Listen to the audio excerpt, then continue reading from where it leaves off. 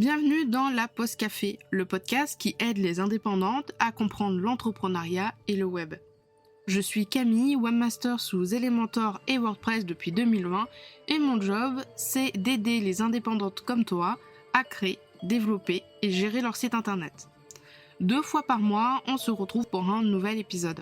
Alors installe-toi confortablement, prends un petit café et je te souhaite une très bonne écoute.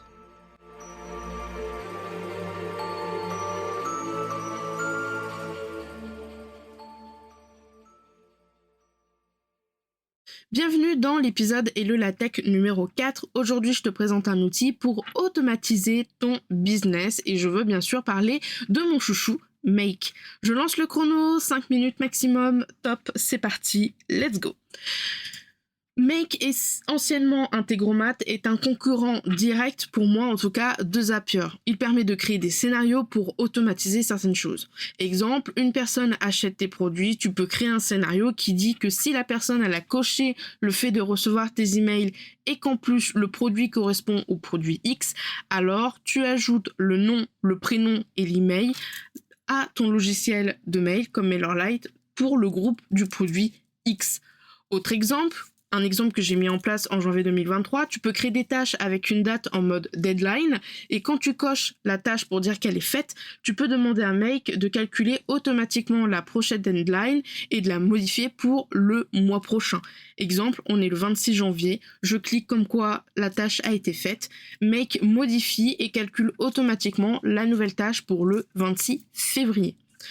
Un dernier exemple que j'ai fait pour le QG, comme c'est un Discord, si une personne se désinscrit du QG sur MailerLite ou se désabonne à mes newsletters, je reçois un mail pour me notifier et ça me permet d'exclure à la mano la personne du Discord si son compte est toujours là.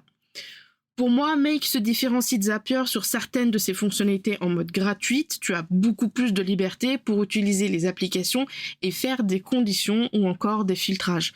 Les 2 seules limites par rapport à Zapier en mode gratuit, c'est que tu as seulement 2 scénarios de disponibles et 1000 actions par mois contre 5 scénarios et 100 actions pour Zapier. Mon avis sur Make, c'est qu'il est beaucoup moins visuel que Zapier. Il est beaucoup plus pour les personnes qui ont déjà un petit peu peut-être de bagage dans la tech. Il n'est pas forcément très très joli et du coup, je pense que ça peut amener la chose comme quoi Make est vraiment trop compliqué alors que pas du tout. Tout comme Zapier d'ailleurs, tu peux aussi créer des dossiers en mode gratuit pour ranger tes scénarios. Je dirais concrètement que Make est pour toi si tu n'as pas peur de la technique, tu n'as pas peur de lire de la documentation, tu n'as pas peur de chercher comment ça marche. Si tu as besoin d'un peu de scénario en mode gratuit. Si tu as besoin de faire des conditions ou de filtrer les résultats. Et si tu as un petit budget, parce que le premier abonnement de Make, il est à $108 par an, soit à peu près $9 par mois, et que Zapier, le premier palier pour l'abonnement, c'est quand même $239 par an, environ $19 par mois. Donc ça fait quand même assez cher. Je trouve Zapier quand même très très cher, étant donné à peu près les mêmes choses qu'ils proposent par rapport à Make. La seule contrainte, c'est d'avoir uniquement 2 scénarios en Make pour la version gratuite. Mais voilà, on s'en débrouille plutôt pas mal.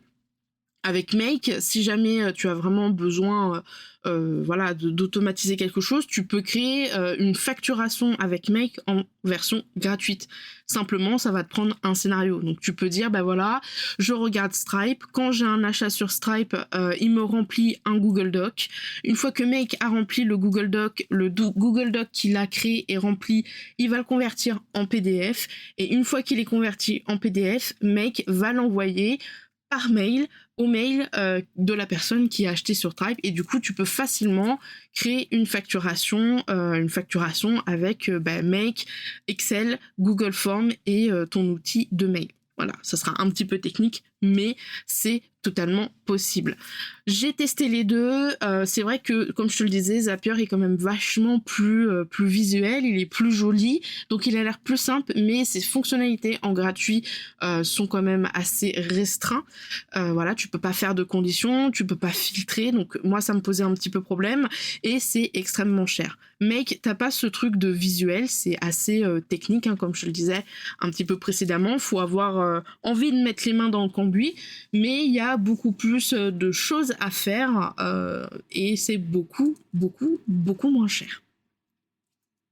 C'est déjà la fin, tu es encore là? Alors merci à toi d'avoir écouté jusqu'ici. Si tu as encore une toute petite minute et surtout si tu as aimé cet épisode, tu peux chercher sur Apple Podcast ou Spotify le podcast La Pause Café pour y laisser une note et un avis. Sur ce, je te retrouve très bientôt dans un prochain épisode. Je te souhaite une très bonne semaine et puis je te dis à plus tard. Salut.